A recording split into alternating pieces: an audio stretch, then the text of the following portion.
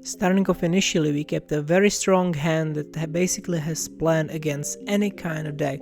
Unfortunately, our opponent played Thoughtseize, so it's gonna be less comfortable to play with. Quite logically, our opponent took the Overlord. On our turn, we played Flagstones into Relic of Progenitors, exiling their card from the graveyard to set up Ketramos. Our opponent just passed, not revealing any kind of information. Now, here I had more choices, but I chose to go for the Thalia play because they knew about it already. Our opponent didn't do much, so I chose to play Thalia. Unfortunately, but quite logically, they had a fatal push to deal with the dog. On our turn, we continued with the game plan, so I deployed the Overlord and I got back the Thalia to still continue the plan of flipping the Overlord. Our opponent kept on fighting and they took the Emperor, so I deployed Ketramos, which I just drew, which is a great combination with Relic of Progenitors. Now I got the engine going on, and now I knew that late game is gonna be so easy for us. Another thing that was quite helpful was the fact that our opponent was just using the Saga to create more and more tokens. They can be scary, but we have 2 Solitudes. Our opponent found the Cookbook, which made me think of Asmo, but it turned out this deck was no Asmo. Even though I took some damage, I just continued developing my plan, exiling card, drawing a lot of cards. And thanks to that, I also got the opportunity to take a look. And then I realized it's probably some kind of weird combo deck, because I saw Emrakul the Aeon's Thorn. And just to be safe, I chose to exile it. Now I've got the Solitude and also Ephemerate, so I was very easily able to deal with both of those tokens. I also drew another card thanks to the Solitude being exiled. This basically meant the end for my opponent, because even though I lost some life, I've got lifelink, and now I have much stronger board presence than they did. To my surprise, our opponent still kept on not doing much, so they just skipped their turn.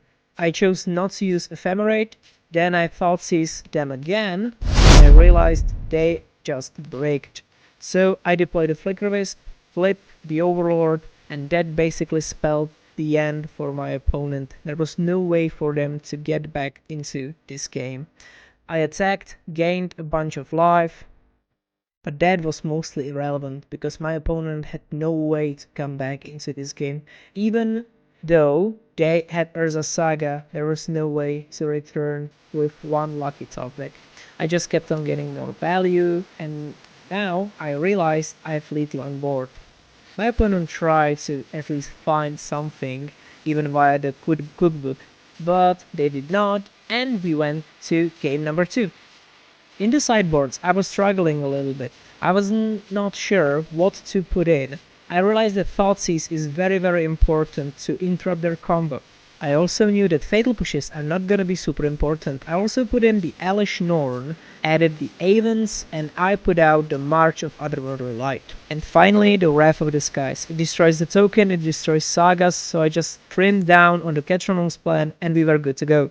In game number 2, I kept a crazy hand that I liked a lot. It had a lot of interaction, a lot of ideas. Unfortunately, our opponent started with Thoughtseize, which might have spelled doom for us, as they realized we have only one land in form of a creature. Luck was with me, because I drew a land, so I Thoughtseized them back, and I saw the same on their end. So I took the Strike It Rage to cut them off mana as well. Our opponent was just as lucky as we were, and they drew a land. I did not know why at the time, but they did not play anything.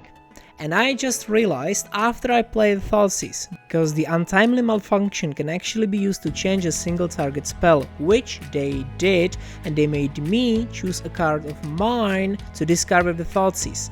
So I've chosen to discard the Solitude because I had 2 more, but they saw all of it. In their end step, I fetched into Survey Land and kept another land on top, because my idea was to develop my board state via the Emperor of Bones.